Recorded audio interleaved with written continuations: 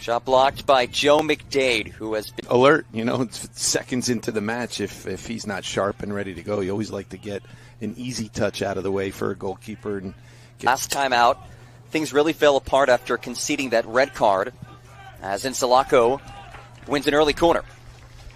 While for Columbia, 2-6-4 on the heels of Ivy League win number 1 this season, a 3-1 win against Harvard. All of those goals scored in the second half, and you look at Columbia, the attack has started to come alive. 5 goals over the last 3 for them.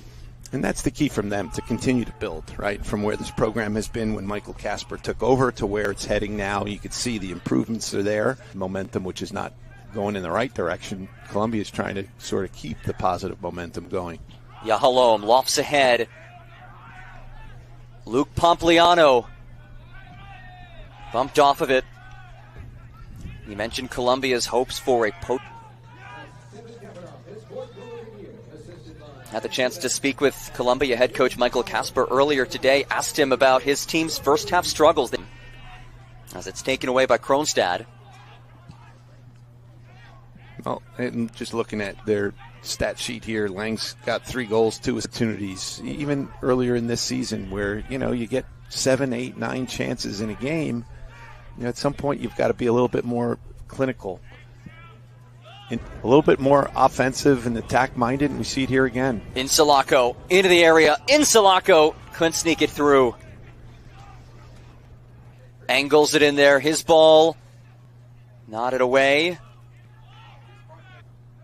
Centering feed. Oh, what a lovely tap ahead. That is Insalako. Gets tangled up, and it's cleared away. And it's in a game. You're not going to switch your goalkeeper for 15 minutes at a time. So mentally, you have to stay sharp. You certainly get enough reps in practice and training. Keep your hands sharp, keep your mind good, and all those things. But there's nothing like playing in a real match. Nothing really Foley could have done on the goal that he let up, and you can say that he's feeling pretty good about where his game is at, just making that. He just read the ball, right? McDaid, if he wasn't shooting, it started outside the far post and was curling inside, and that wasn't a middle of the goal save that he dove for. That was a legit full extension. Oh, fantastic stop by Foley, who was one of 3 goalkeepers who's played this season for Fordham. Coach Acquisto wanted to give all 3 of them an opportunity to start early on in the season. His area. Fordham without the ball is, they told us they were going to play. Wide for Sias. Lang. His strike turned away. And a whistle against. That's kind of the way college soccer is going these days, right? The transfer portal, grad students getting extra years. Last match scored those 3 goals in the second half. But what a first half it has been for Michael Casper's squad.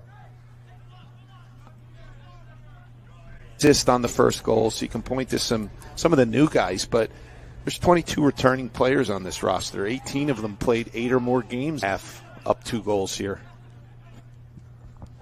It's a Fordham team that is second in the A10 in goals per match, but some of their key attacking pieces unavailable today. Just a little bit better finishing.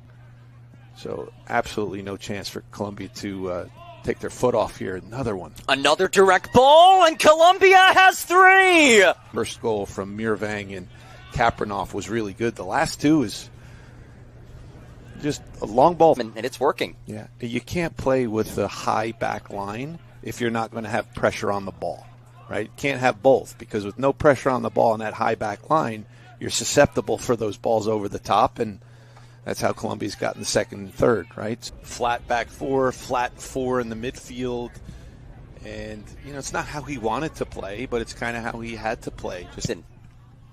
And that may have been planned. I don't know. I know we were talking with the coaches of Fordham before the match, and they said just outside the 18-yard line, so there's not enough time to get it up over the wall and down under the crossbar.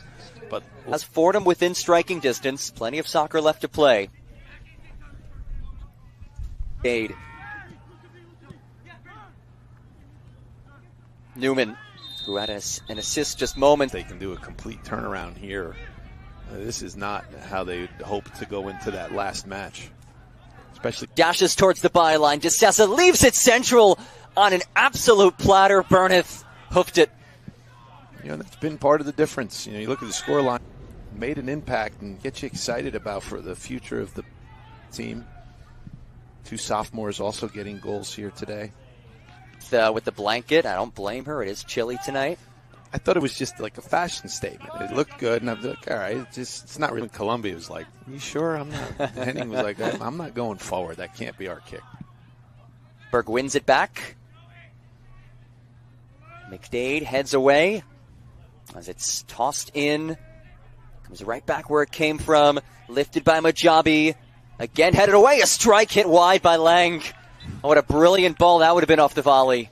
Really having seen much of Fordham this year, I saw he came into the match with 3 goals on the year, and I was putting their body in the way, blocking shots, so goalkeeper doesn't have to deal with them. Stani. Driven ball headed away by McDaid. Turned away, Kise, and the follow again blocked. Lifted in. And snapped away. Here's Sokolowski. Some injuries, getting guys healthy if you can. But recognizing and understanding you still have a chance to win an A-10 championship. You're absolutely already in the playoffs. Chance the weekend. And the good news for Fordham is that this Kise, a quick first touch. Kise turns away, open net. Oh, another save by O'Brien. My goodness.